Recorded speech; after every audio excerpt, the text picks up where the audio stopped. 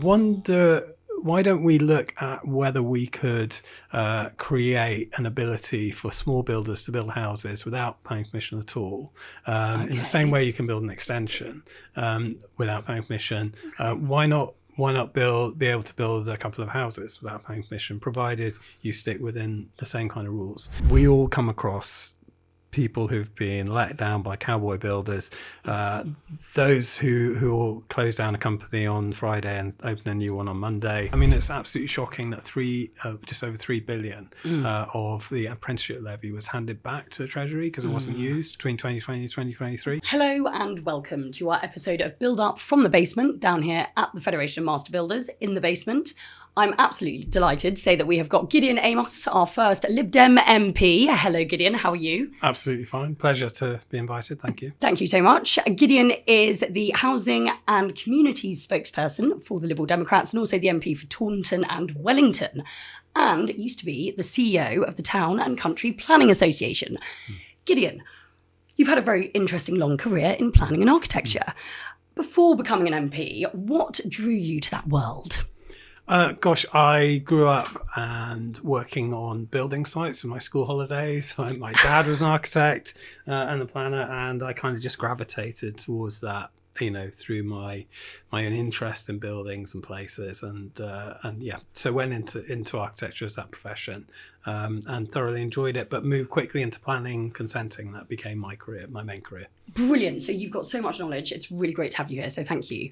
This is really interesting. It's going to be really interesting. So first of all, I just got to ask, what made you do the career change from that to becoming an MP?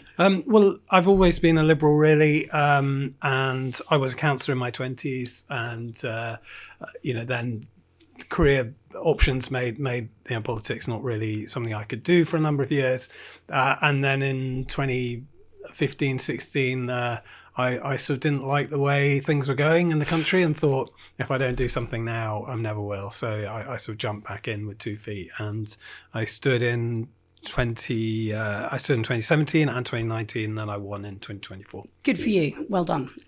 Brilliant.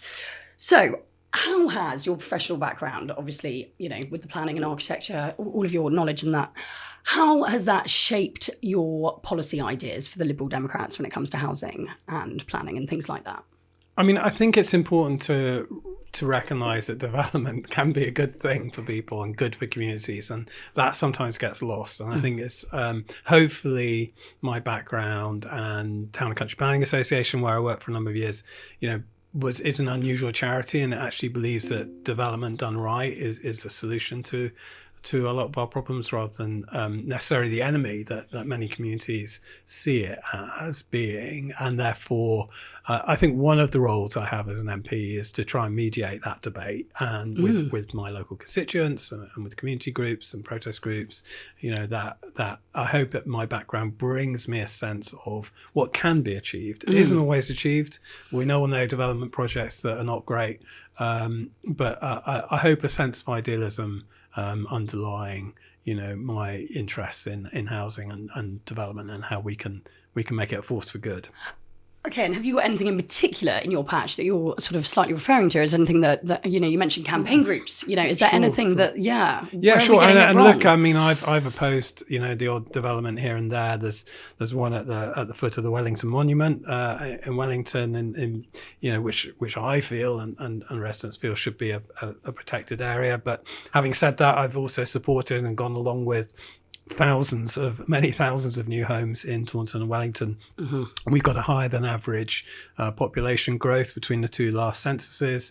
I think near 7%, which is 3 or 4% above the national average growth in population. So, we are a town in Taunton and also in Wellington that, has had a lot of development and is, generally speaking, has been accepting of a lot of new housing, with protests as well thrown in, of course, to the mix, and that's communities' right, and it's really important they have that voice. I try to take a really selective approach, and generally I don't get stuck into local applications. Generally, I recognise the need for new housing. Occasionally, I'm going to object to something if it's just not right. Understood.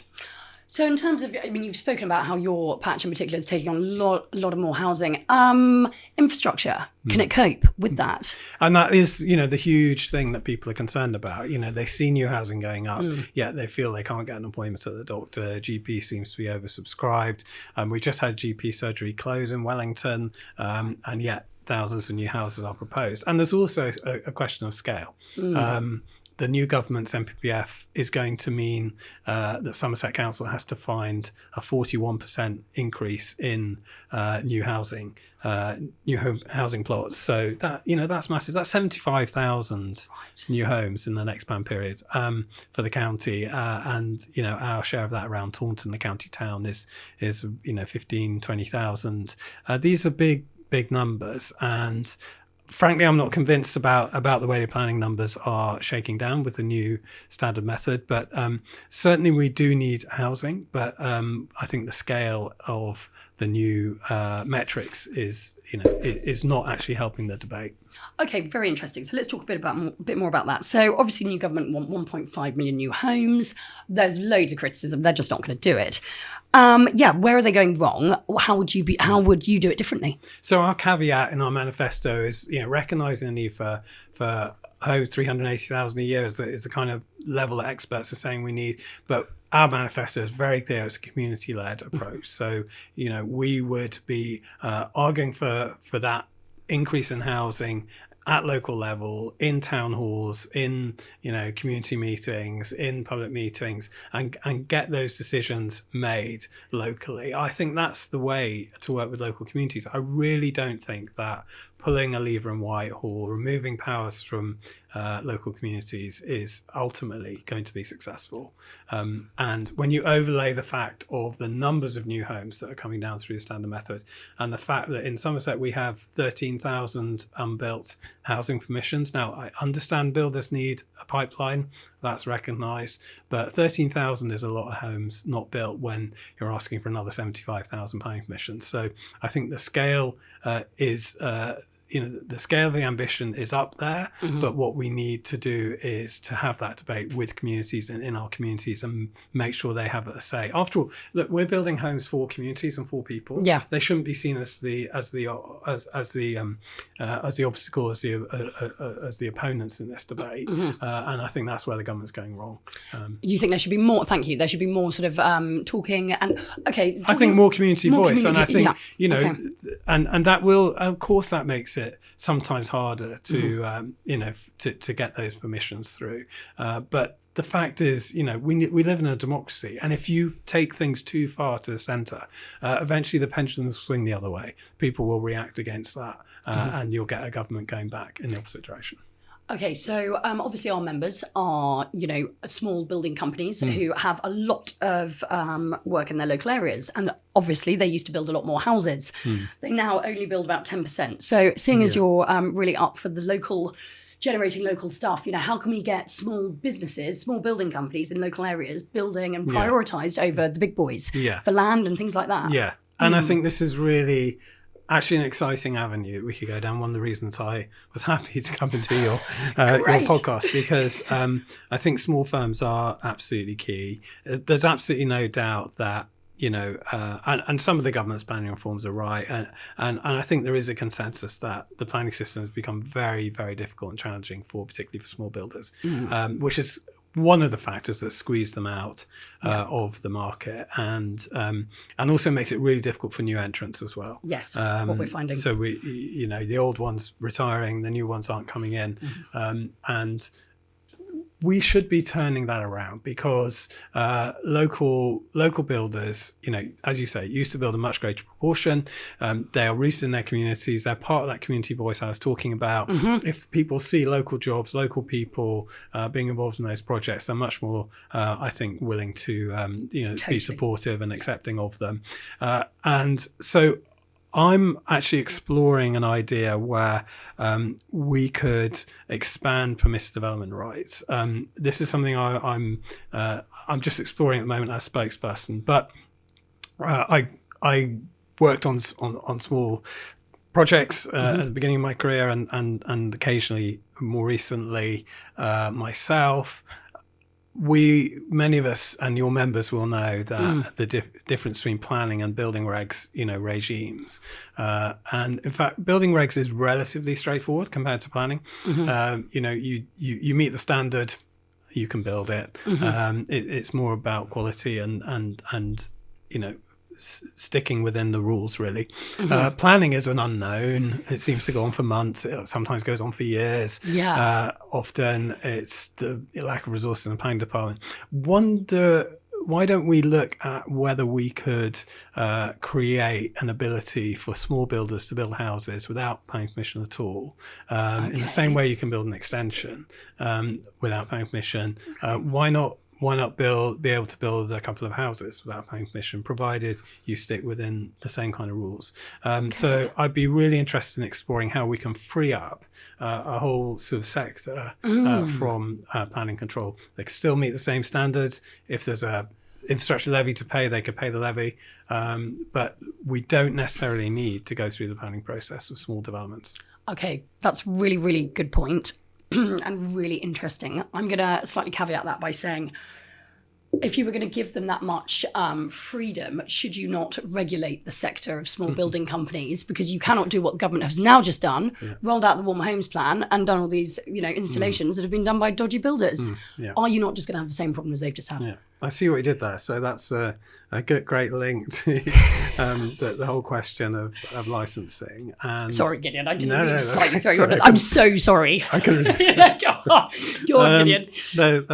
Look, the licensing of builders is a really interesting proposal, I think, from the FMB, and I'm actively looking at whether Liberal Democrats could incorporate that as our policy. We all come across people who've been let down by cowboy builders, those who will close down a company on Friday and open a new one on Monday, the ones that will travel around the country, so they're unknown quantities, and those who are heavy-handed, so get the money out of people, intimidating, and it gives a shocking impression of the building industry when we know that most builders are working really hard. The margins aren't big. It's not easy work. When you get to 45, 50, your back starts to hurt, so we know it's really tough out there. And many of my friends are small builders in the town where I live. So I do get the kind of the dilemma they're in, and I think that anything that would give both the industry and obviously consumers, customers, that sort of sense of assurance, I think is really valuable. That we've obviously got some systems out there. You've got the master builders, obviously, and there are others. So, and people do use them. So I think there is demand for that.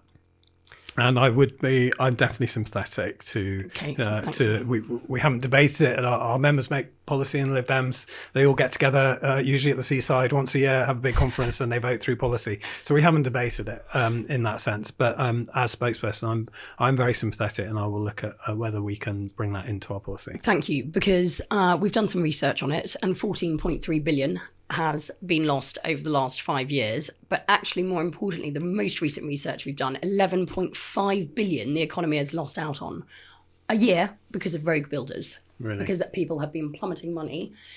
And obviously, like you say, and this is what we're going to go on to now, is the perception of the industry. If it was regulated, don't you think people have a little bit more maybe respect for it and a bit more, might have a different opinion of it?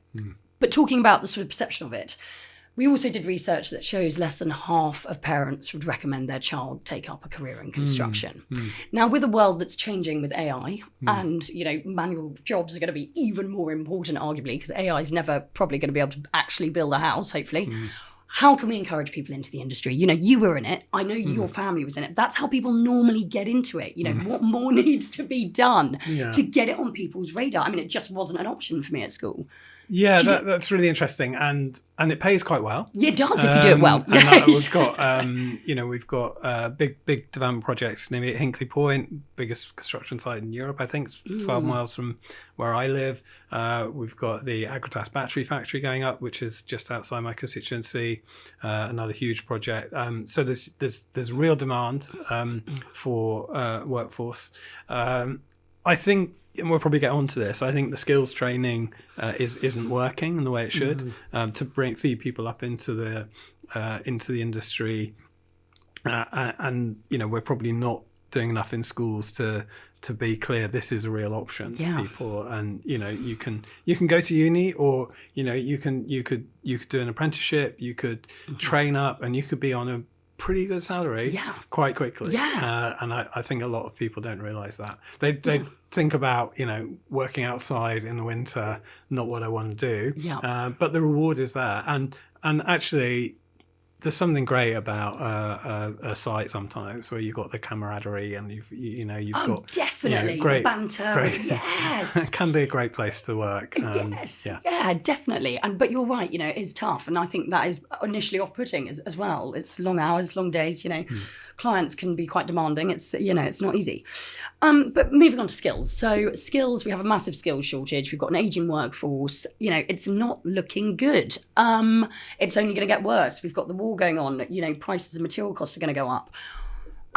What are we going to do to sort of get small building companies encouraged to take on apprentices? What more can be done? Because what happens is they take them on and then they might go somewhere else after a year. It's a big investment, especially with NI going up and everything else. So how do you think we sort of solve that skills crisis? I mean, it's skills and workforce. And you'd expect me to say this as a Liberal Democrat, but 200,000 people left, EU workers left the UK construction industry since 2019. If that doesn't help to underline what a disaster Brexit has been, for our country, I don't know what does. We've drained away a huge number of our workers. We do need to train up our UK workforce, absolutely. But a lot of them don't want to do it. A lot of them don't want to do it. We're all, to be honest, we're always going to need both. We're going to need the UK workforce. We're also going to need, when our economies, talk about the Hinkley project, huge projects come and go. There'll be waves of construction work. So we're going to need that flexibility in the labour market. And that's why we want to see at least rejoin the customs union, which would help materials costs, which of course massively went through the roof in 2021, 22. Admittedly, most building materials are UK based, but a substantial proportion are not.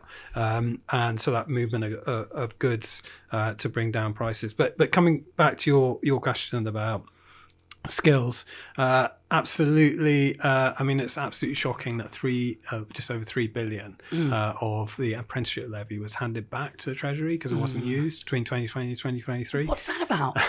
Where's the movement? I think that what's happened is that the link between the employer and the apprenticeship scheme has somehow gotten broken. And we're worried about the New Skills England has actually made that worse potentially, because employers are not in the driving seat of that. We would put employers back in the driving seat of Skills England.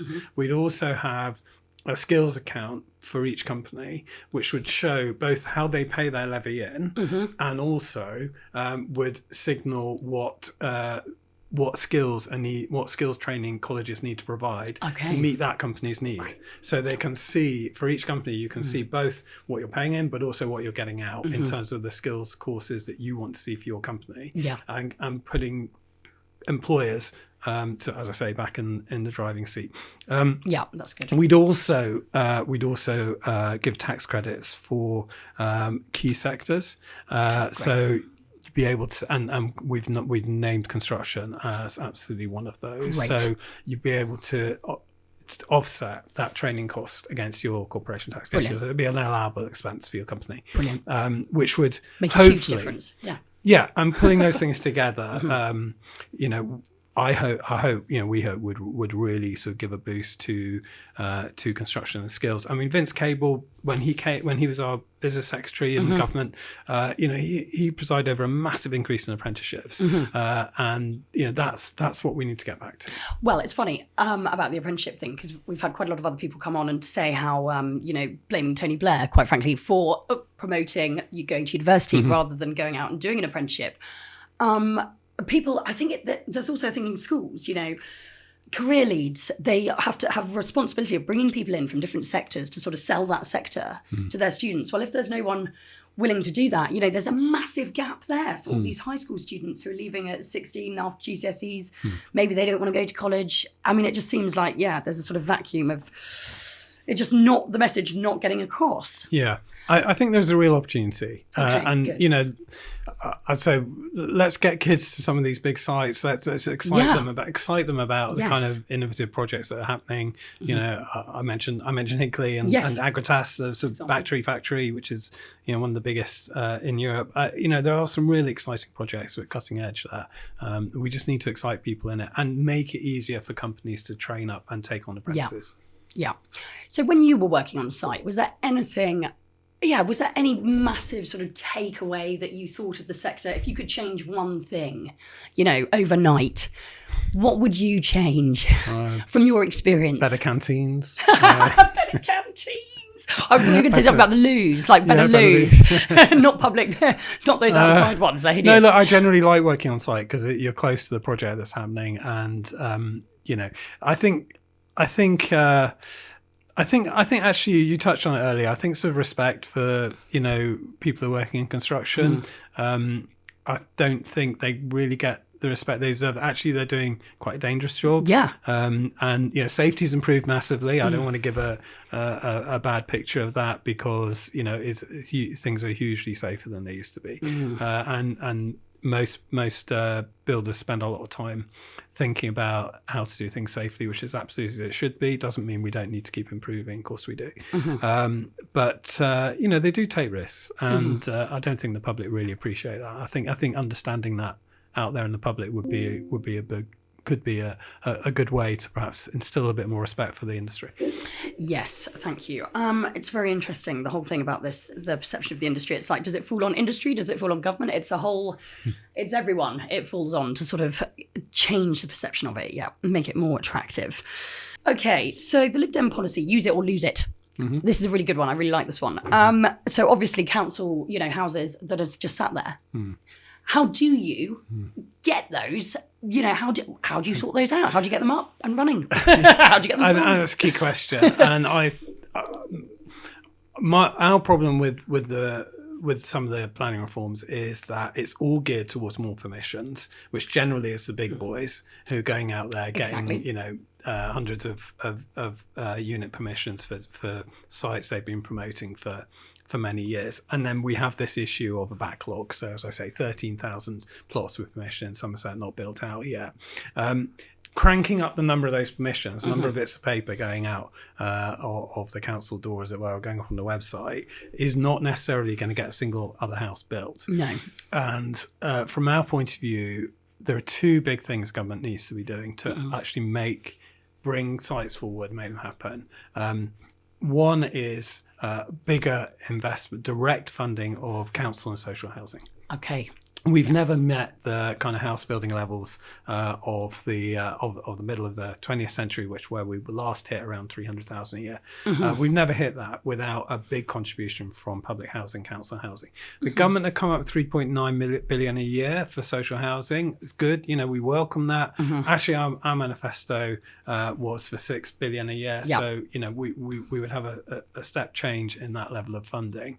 I'm also really interested in how we can get more bang for our buck, because the social housing subsidy going into that is around 100,000 per house. So obviously part of that's subsidising the rent, but we need to find ways we can build more for our money when it comes to public funding and social housing. One route to that is councils have now, with our support, the government have put this in the and to be fair to the Conservatives, they put it in the. To be fair to the Conservatives, they put in their Lura Act just before the general election, allowing councils to acquire land at existing use value if they're going to use it for social housing or health or public services of some sort. Obviously, landowners always want top dollar, but existing use value isn't a bad value to get for your land. We haven't seen councils take advantage of that. We would like to see that push forward. Obviously, if councils can get the land cheap, then they can more easily build the social houses we need. Plus, as I say, big increase in funding for social housing. So that's of the two things that we need to do to unlock these permissions. One is a bigger investment in social housing. The other is funding infrastructure, which we touched on earlier, because we all know that there are sites held back because the spine road hasn't been built, the GP surgery, isn't funded. There's objections because the local infrastructure isn't there. If you can get the infrastructure in first or early, what community doesn't want to see a new GP surgery? And in return for that, they're much more willing to have housing around that. And in Wellington, we have a new railway station coming, which I've been campaigning for really hard. We got the green light, excuse the pun, a few months ago. Great. And, there will be housing associated with that. So let's get the infrastructure up front. So funding social housing and funding infrastructure are the two things that would unlock a lot of these permissions, unlock a lot of these stalled sites, cranking out more permissions, on top of permissions that haven't been built. I'm not convinced it's going to make a huge change. Thank you, Gideon. And I've just got to ask, where's the money going to come from? So we costed that $6 billion per year that's capital spending, and it's in our costed manifesto. We see that as an investment in the future. Okay. We will do another costed manifesto for the next election. How are you feeling about the election? When it comes in a couple of years, good. Yeah, I mean, no, sorry, I meant the locals actually. The local elections. Yeah, you can talk about that one as well. The local elections, I think Lib Dems always do quite well. Let's see, but I think we're in a good place. We have sensible policies. We still prioritise care in the NHS as our number one. We think people care about defence is also really important, and the cost of living. And I think those are, our key priorities. And I think that the party will do pretty well. But let's see in a couple of weeks. Okay, thank you. And just finally, because obviously our members are small businesses, what are you going to do for small businesses? Elevator pitch. Sure. Well, I mean, in terms of small builders in particular, yes. So I've already said, we put a lot more funding into building social housing, which again, that funding's in public hands, so it could be. Some of that could be directed at small builders and small sites. That would be the decision of the local council and housing associations. So more funding for social housing, more support for skills and training, including tax breaks for those companies. And as I said earlier, I'll be exploring whether we can free planning for small builders in particular. Brilliant, Gideon. Thank you so much. Is there anything else that you'd like to add? Perfect. Right. Well, thank you very much, Gideon. And thank you everyone who was listening and watching. We will catch up with you soon.